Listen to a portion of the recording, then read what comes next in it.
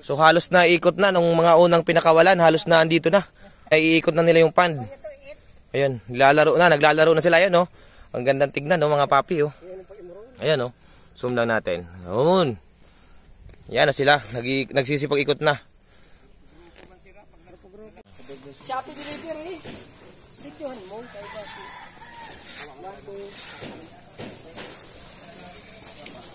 Na. Ayam lulu, ayam. Ayam. Maksim tayo masirap. Kailan mo tayo pa din? 10%. Sige. Ya, pag may sobra yun eh. Oo, dala mo na lang din eh.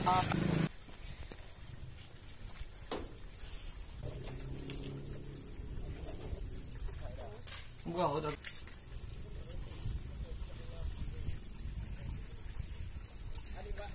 2, 4, 6, 8, 10, 12, 14, 16, 18, 20, 25. Ito na mga papi, yung ano, inaantay nating ano, mga fingerlings ng ano, Six Rivers tilapia. So kakarating lang nito ngayon. Ito, stock muna natin ito ng ano, 30 minutes dito para ma-adapt nila yung ano, temperature ng ano, tubig dito sa ating pond. So ito yung guide na binigay sa atin ni ano, Sorsogon Tilapia Farming. Salamat nga pala Sorsogon Tilapia Farming. Kahit napakahaba ng biyahe mo, maayos pa rin yung tilapia na dala mo sa amin. So ito yung sukat ng ating pond na paglalagyan. Nasa 400 plus square meter ito. So sa ngayon, nakababad pa muna sila. Mamaya i-release na natin ito isa-isa. So bali 10,000 ang ating binili sa kanya plus 10% of mortality. So 11,000 ang ibinigay niya sa ating ano, tilapia fingerling. So sabi niya may ihahatid pa siyang ano sa kabilang bayan. So kung sosobra man daw 'yon, ibibigay na lang sa atin. Antayin na lang natin siya mamaya. Excited na nga tayo mga papi dahil ito na yung inaantay natin. Almost a month tayong nag-prepare para rito sa pagdating ng ating mga fingerlings na ito. So ito na ang araw ng inaantay natin, August 16. Dumating na nga yung ating mga fingerlings. Yan, aantayin pa natin kasi kakalagay lang natin. Maya-maya pa konti. Ito pala yung ating Azolla pond. So almost puno na siya. After 3 weeks, 2 weeks na nilagay ito. So halos punong-puno na. Medyo pula lang pero sa ano naman ay buhay na buhay pa naman yan. Ito yung ano natin, kasama dun sa mga ipapakain natin sa ating tilapia na papalakihin dito sa ating pond. Ayan papi, papakawalan na natin yung mga ano natin, fingerlings dahil 30 minutes na tayo almost na nakababad ito rito sa ating ano, pond. So hopefully na-absorb na nila yung temperature ng ano, ng pond natin. Kanina di makararuman paglusad ko. Yan, pinapakawalan na mga papi. So hindi natin masyadong makita, malayo tayo dahil malalim. Try natin bumaba. Silipin natin doon sa part na yun. Dito tayo, mas mababaw.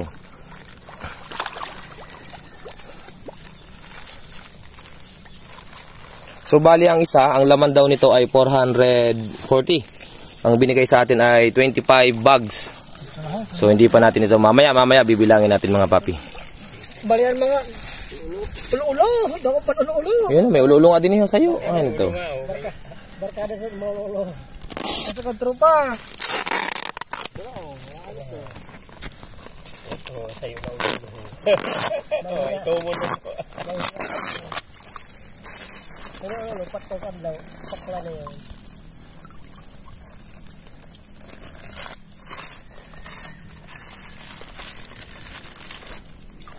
Doble yung plastic niya, no?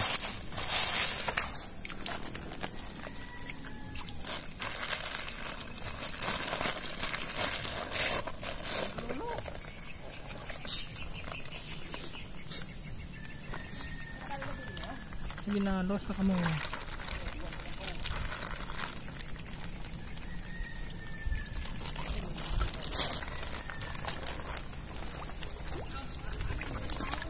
Marami na tayong pang-ulam mga papi after 4 months siguro.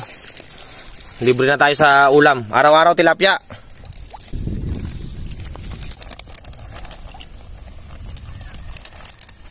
Masagad, tropa. Sa ano ba kita magkaroon ng plastic bag? Masagad. Sa wakas, nakalaya. Oh.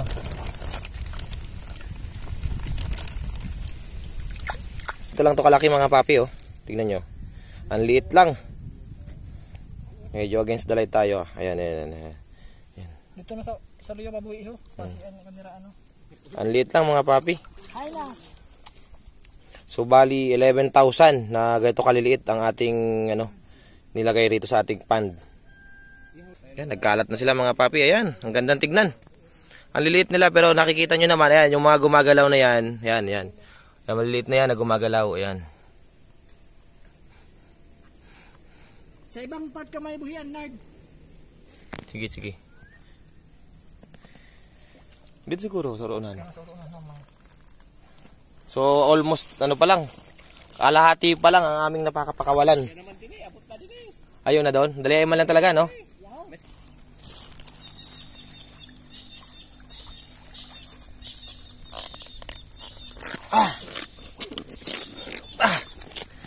Napalaban tayo mga papi.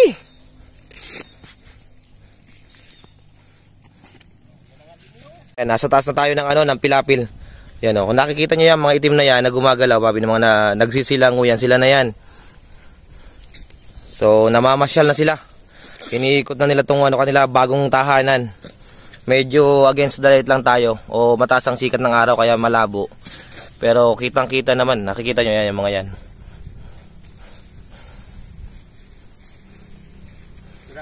So halos na ikot na nung mga unang pinakawalan, halos na andito na. Naiikot na nila yung pond. Ayun, naglalaro na sila, ayun, no. Ang gandang tignan, no, mga papi, oh. Ayan, no. Zoom lang natin. Ayun. Yan na sila, nagsisipag-ikot na. So mapapansin niyo na, ayun, ayun. 1 week so, drago na yun. Ayan, ayan. Ayan sila mga papi, oh. Sundan natin yung nandito. Dahil ito isang grupo. Sabay-sabay lumangoy. Ayan, oh.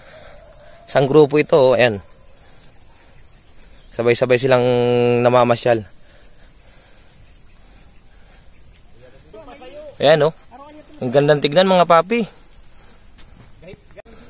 Ayan mga papi, sabay-sabay na sila lumalangoy, oh. Yung nakita natin kanina na mga pinakawalan natin dun sa dulong part na yon, na andito na sa kabilang dulo rin. So ang bilis lang nilang ano, na-adapt tong laki ng pond, hindi na sila nagsikumpulan doon sa isang area. So naandito na sila. Yung liliit lang nila, parang kala mo yung mga ano ng palaka. Ayan, oh.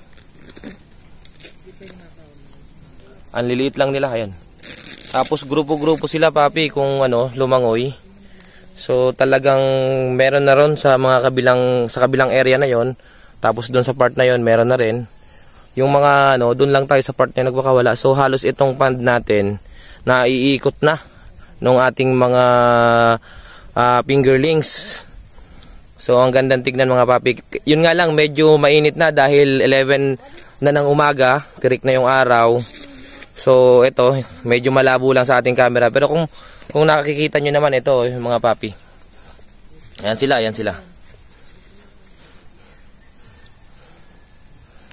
Kanina, sobrang excited natin nung parating pa lang ito. So ngayon, nandito na sa atin ito.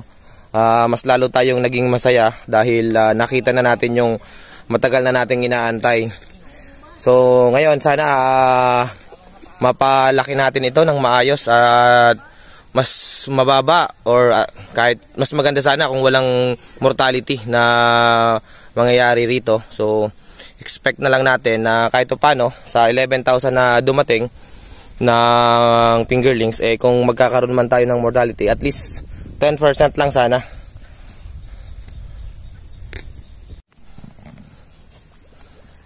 Yun papi, tapos na, napakawalan ng lahat. Nandito na lahat sa ating pond.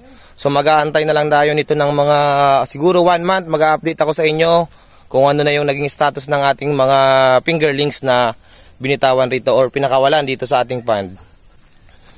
Tapos na, napakawalan na natin ito. Okay na sila. Antay na lang tayo siguro talaga ng isang buwan. Mag-update ako sa inyo kung ano magiging status nito.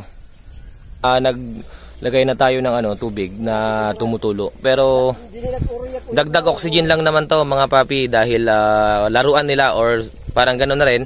Same time, nagkakaroon din ng oxygen. Tapos dun siguro parang magiging laruan nila itong area na ito.